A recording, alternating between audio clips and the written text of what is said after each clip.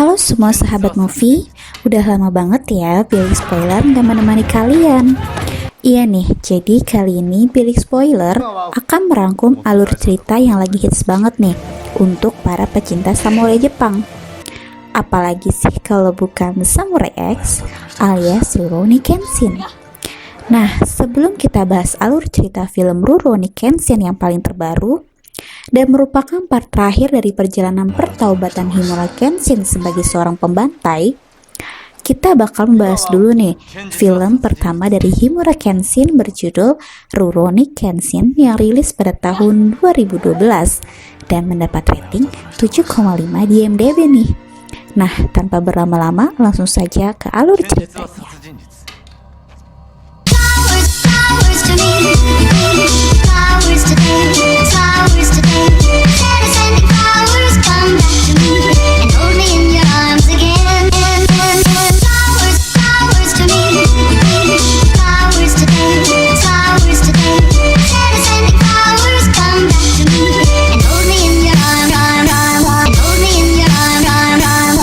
Kisah dibuka dengan menampilkan sebuah peperangan di bawah salju.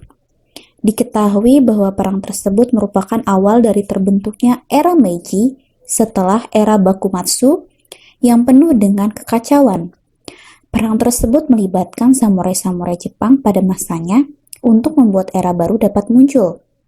Salah satunya Kenshin yang mendapat julukan Hitokiri Batosai, yang artinya sang pembantai.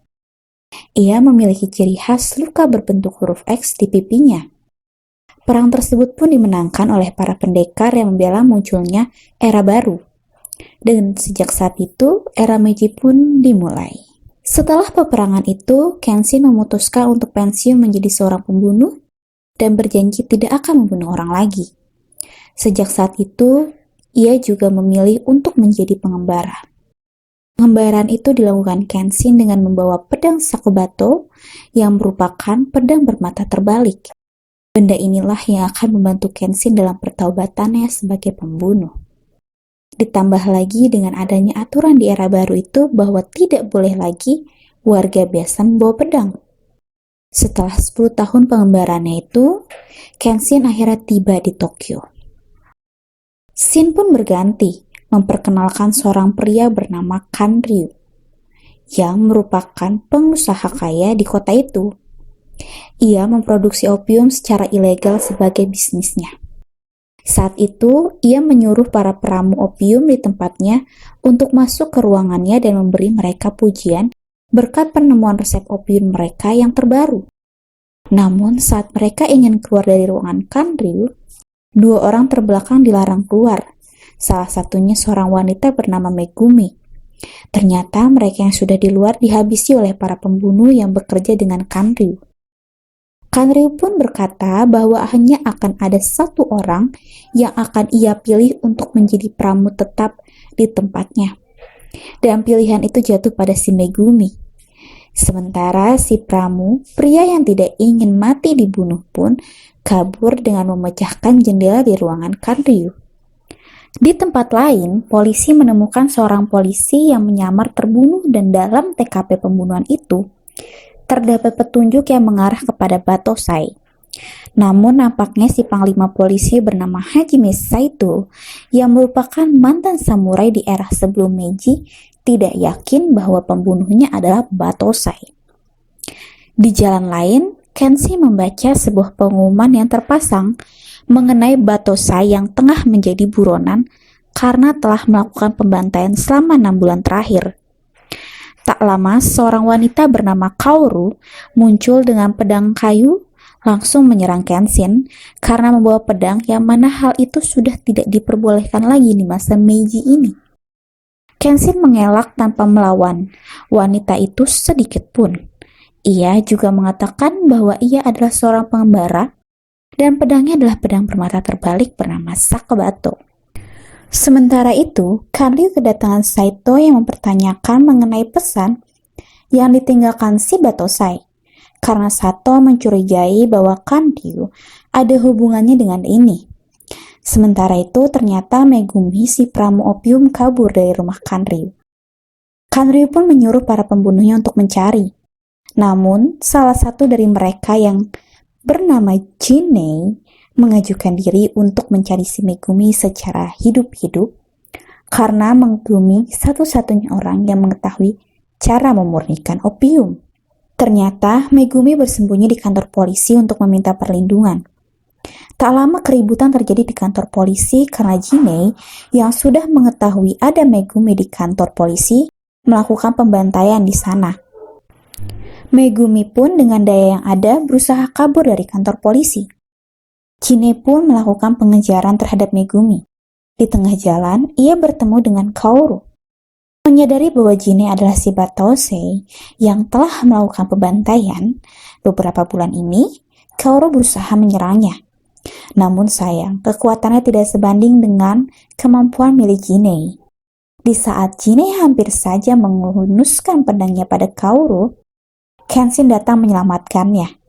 Melihat bekas luka X di pipi Kenshin, Jinei sadar bahwa Kenshin adalah si Hitokiri Batosai yang asli. Namun tak lama polisi datang menyergap Jinei yang dapat membuat Kenshin dapat kabur tanpa harus melawan Jinei. Kaoru membawa Kenshin ke dojo-nya yang bernama Kamiya Kashin Ryu sebagai ucapan terima kasih. Kaoru menceritakan bahwa dojo-nya ini dulu memiliki banyak murid. Namun sejak si Batosai melakukan pembantaian di kota itu untuk beberapa bulan terakhir ini, kepercayaan masyarakat terhadap dojo mulai menurun, yang menyebabkan para orang tua tidak mau menyekolahkan anak mereka di dojo itu lagi. Karena itu, Kaoru bertekad untuk menghabisi si Batosai. Namun Kenshin mengingatkan pada Kaoru bahwa kekuatan Kaoru tidak sepadan dengan kemampuan yang dimiliki oleh Batosai. Karena pada dasarnya, menyadari kekuatan sendiri dan musuh itu penting bagi seorang ahli pedang. Dan menurutnya, ayah Kaoru yang sudah meninggal pun tak ingin anaknya menyia-nyiakan nyawanya sendiri. Pagi harinya ketika Kaoru sedang membersihkan dojonya bersama satu-satunya murid yang tersisa bernama Yahiko, ia didatangi oleh para berandalan jalanan yang berniat membeli dojonya. Namun, Kaoru bersikeras bahwa ia tidak akan menjual dojonya apapun yang terjadi. Hal itu membuat para berandalan itu melakukan kekacauan di sana. Tiba-tiba Kenshin muncul. Ia berhasil melumpuhkan para berandalan itu dengan mudah dan mengakhirinya dengan kalimat bahwa Hitokiri Batosai memiliki jurus Hiten Mitsurugi Ryu. Dari situ mereka semua pun tahu bahwa si pengembara alias Kenshin adalah Hitokiri Batosai yang sesungguhnya. Namun sayangnya Kenshin harus dibawa ke kantor polisi saat itu karena dia membawa pedang yang merupakan larangan. Sebelum Kenshin pergi, Kaoru bertanya siapa nama Kenshin sesungguhnya. Ia pun menjawab bahwa ia adalah Himura Kenshin. Kaoru ternyata paham arti nama Kenshin yang berarti jantung pedang. Di penjara, Saito si panglima polisi menghampiri Kenshin yang memang sudah kenal dia di pertempuran 10 tahun lalu saat era Meiji akan muncul. Membebaskan Kenshin. Tuan Yamagata si jenderal polisi mengajak Kenshin bekerja sama dalam mengungkap kasus opium yang beberapa waktu ini sedang meresahkan Jepang.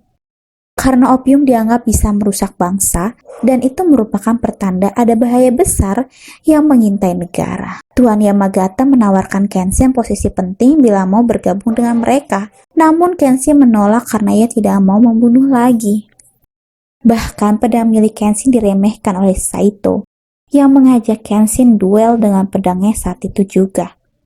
Dalam perduelan itu, tetap saja Kenshin tetap tidak merubah tekadnya untuk tidak membunuh lagi. Yahiko yang tengah mencari Kaoru yang tidak ada di dojo ternyata bertemu dengan Megumi. Sementara Kaoru ternyata menunggu di depan kantor polisi, berharap Kenshin dibebaskan, dan benar saja, ternyata Kenshin dibebaskan. Ia mengajak Kenshin untuk menetap di dojonya dan tidak akan mengingat Kenshin sebagai Batosai, tapi sebagai Himura Kenshin. Dan percaya bahwa pembunuhan yang sama ini terjadi bukanlah ulah Batosai sesungguhnya. Ternyata di dojo, Yahiko membawa Megumi untuk tetap tinggal di dojo mereka. Saat Kenshin, Kaoru, Megumi dan Yahiko sedang makan malam di restoran, Kanryu datang mencari Kenshin. Hal itu membuat Megumi langsung bersembunyi. Kanryu menawarkan Kenshin untuk menjadi salah satu pembunuhnya. Namun Kenshin tidak mau karena ia tidak ingin membunuh. Hal itu membuat Kanryu murka.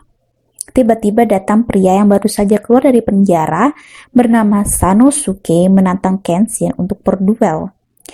Jika ia menang, ia ingin Kanryu mempekerjakannya. Mereka pun berduel di mana Sanosuke menggunakan pedangnya yang super gede bernama Zanbato tanpa mengeluarkan pedangnya sama sekali.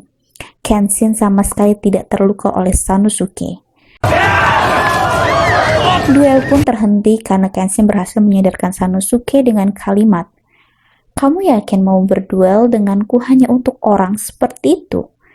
Yang maksudnya itu si Kanryu ya gengs di sini. Duel pun terhenti yang membuat Kanryu sadar bahwa Batosai bukanlah orang yang bisa dibeli. Sementara di tempat lain, si Batosai palsu menumpahkan darah lagi dengan membunuh para berandalan yang menyerang dojo. Saito pun berbicara kepada Kenshin bahwa mungkin saja pelakunya adalah Kenshin si Batosai untuk membalas dendam pada mereka karena sudah menyerang dojo. Namun ia tidak yakin mengingat sang Batosai sekarang menggunakan pedang bermata terbalik. Dalam TKP kejadian itu, Kenshin melihat seorang wanita yang menangis karena salah satu korban sepertinya adalah kekasih dari si wanita. Melihat itu, Kenshin teringat akan masa lalunya saat direkrut sebagai salah satu pembunuh untuk membangkitkan era yang baru. Saat itu Kenshin ditugaskan untuk membunuh samurai muda di kesogunan pada era sebelum Meiji itu. Dalam pembantaian itu, salah satu korbannya ada yang berusaha tetap bangkit yang membuat Kenshin memiliki satu luka goresan di pipinya. Pagi setelah kejadian itu, seorang wanita yang merupakan tunangan dari si korban nangis histeris. Yang mana kejadian itu persis seperti kejadian di hari itu. Di rumah Kanryu merencanakan membuat pelabuhan untuk mengedarkan opiumnya ke seluruh dunia dan akan membentuk pemerintahnya sendiri lewat opium tersebut. Sementara salah satu pembunuh Kanryu yang mencari Megumi mengetahui bahwa Megumi berada di dojo Kamiya Kanshin-ryu.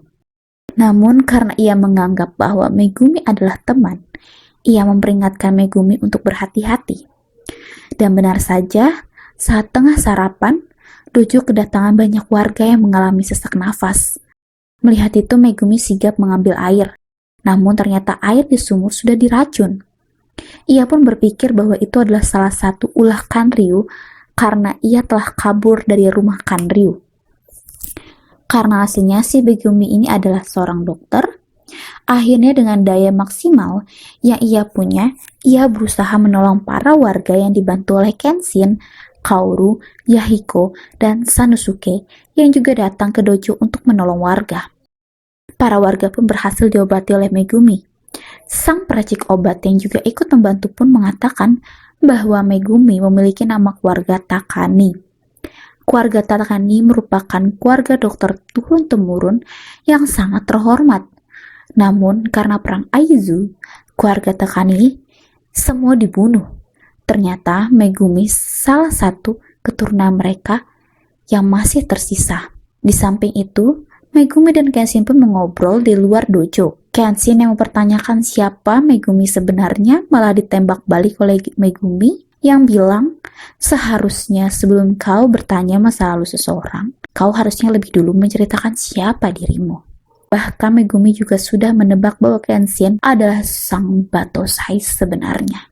Megumi pun bercerita bahwa ia bekerja dengan Kanryu sebagai peracik opiumnya, karena ia butuh tempat untuk bertahan hidup. Namun Megumi sepertinya merasa bahwa ia sangat berdosa dengan membuat opium karena banyak orang menderita karena opium itu. Kenshin terlihat merenung, memikirkan banyak penderitaan yang dialami di hari itu karena ulah Kanryu. Ia pun didatangi oleh Sanosuke yang siap membantu Kenshin melawan Kanryu. Di samping itu, ternyata Megumi menyerahkan dirinya ke Kanryu. Ternyata penyerahan diri itu dimaksudkan Megumi agar bisa membunuh Kanryu secara lebih dekat. Sayang ia gagal.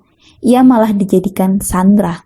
Tak lama terdengar keributan di halaman rumah Kanryu. Itu adalah Kenshin dan Sanosuke yang tengah menghabisi seluruh penjaga Kanryu. Ia pun berhasil memasuki rumah Kanryu dan masih harus berhadapan dengan para pembunuh Kanryu. Saat ia telah sampai di depan ruangan Kanryu, Saito ternyata datang juga ke sana karena mendengar laporan dari Yahiko yang memberitahu bahwa Kenshin menyerang Kanryu. Kanryu pun dapat ditaklukkan dan Megumi berhasil diselamatkan. Namun sayang, ternyata kata Megumi, Jinei menculik Kaoru. Sesegera mungkin, Kenshin menuju Jinei untuk menyelamatkan Kaoru. Jinei berusaha memancing Kenshin agar Kenshin dapat menjadi pembantai lagi yang sebenarnya. Bahkan ia menggunakan jutsu yang membuat Kaoru tidak bisa bernapas agar Kenshin dapat terpancing menjadi seorang pembantai lagi. Karena untuk dapat menghilangkan jutsu yang sudah diberikan oleh Jinei hanya dapat dihilangkan dengan membunuh si pembuat jutsu atau penerima jutsunya. Kenshin pun berhasil melumpuhkan sendi tangan kanan Jinei dengan jurusnya. Saat ia siap menghunuskan pedang untuk membunuh Jinei, tiba-tiba Kaoru berteriak agar Kenshin tidak membunuh lagi. Kaoru ternyata berhasil menghadapi jutsu dari Jinei. Kenshin pun tidak jadi membunuh Jinei. Jinei malah menusukkan pedangnya sendiri ke tubuhnya. Kaoru pun berhasil diselamatkan dan siuman dengan sehat berkat pertolongan Megumi. Sementara Kanryu berhasil ditangkap polisi. Gudang opiumnya pun berhasil dimusnahkan.